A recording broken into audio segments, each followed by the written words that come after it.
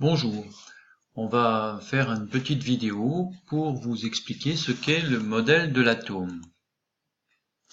Tout d'abord, nous allons parler de la structure de l'atome. Voici un atome. On peut constater que dans cet atome, il y a un noyau et un nuage électronique. Le noyau étant au centre, le nuage électronique tout autour. Mais regardons de plus près. Tout d'abord, le noyau. Ce noyau est constitué de protons, que nous voyons ici en rouge, et de neutrons, ici représentés en bleu. L'ensemble de ces neutrons plus protons nous donnera ce que l'on appelle des nucléons. Donc les nucléons sont des protons plus des neutrons. Mais du point de vue des charges électriques, le neutron n'a aucune charge électrique, on dit que les neutrons sont neutres. Les protons, eux, par contre, sont des charges positives. Ils contiennent une charge plus, ce qui fait que l'ensemble du noyau se retrouve chargé positivement. Regardons maintenant le nuage électronique. Il est constitué de petites particules qui tournent autour de ce noyau qu'on appelle des électrons. Ces électrons, eux, portent une charge négative, ce qui fait que donc le nuage électronique sera donc négatif. Un atome est électriquement neutre. Puisqu'un atome est électriquement neutre, il y a donc autant de charges positives dans le noyau que de charges négatives dans le nuage électronique, ce qui fait qu'il y a autant de protons qui contiennent les charges positives du noyau que d'électrons qui contiennent les charges électriques négatives dans le nuage électronique. Prenons un exemple. Par exemple, ici, l'atome de lithium. On y voit que l'atome de lithium comporte 3 protons et 7 nucléons.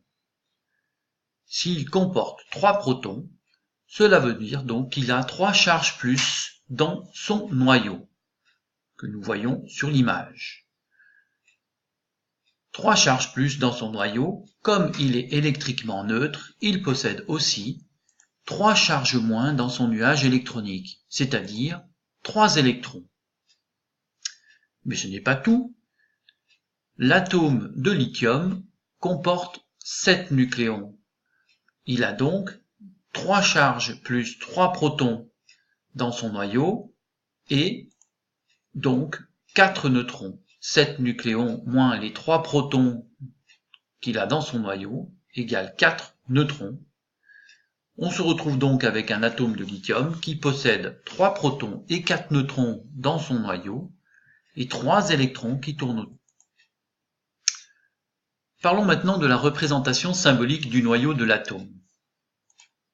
Prenons un exemple. L'atome d'hydrogène de symbole H. Notre atome d'hydrogène que j'ai choisi possède un proton et 2 neutrons. Comment allons-nous représenter symboliquement ce noyau d'hydrogène? Eh bien voici, nous le représentons H1, 3. Oui, mais pourquoi? Eh bien, c'est facile, le 1, on a vu que notre atome d'hydrogène possédait un proton. Donc le 1 signifie un proton. Oui, mais le 3, pourquoi 3? Eh bien, nous savons que notre atome d'hydrogène possède un proton et 2 neutrons dans son noyau, ce qui fait 3 nucléons. Ainsi, le 3 définit le nombre de nucléons présents dans le noyau. En résumé, le noyau d'un atome de symbole chimique X sera représenté par X, A, Z, avec Z représentera le nombre de protons dans le noyau, c'est-à-dire, nous appelons ça le numéro atomique. La lettre A, en haut à gauche, représentera donc le nombre de nucléons, c'est-à-dire le nombre de protons plus neutrons dans le noyau. On appelle ça aussi le nombre de masses. Définition de l'élément. Un élément chimique est défini par son numéro atomique Z. À chaque valeur de Z va correspondre donc un élément. Par exemple, si Z vaut 1, on aura l'élément hydrogène. Pour Z égale 2, correspondra l'élément hélium. Z égale 6, le carbone. Z égale 7, l'azote. Z égale 8, l'oxygène. À un numéro atomique correspond donc un élément, dont le symbole sera une première lettre majuscule et, si besoin, une deuxième lettre qui sera écrite en minuscule. Prenons nos exemples. L'élément hydrogène, Z égale 1, son symbole sera tout simplement lettre grand H. Z égale 2, l'hélium, commence lui aussi par la lettre H, donc nous mettrons une deuxième lettre minuscule, cette fois HE.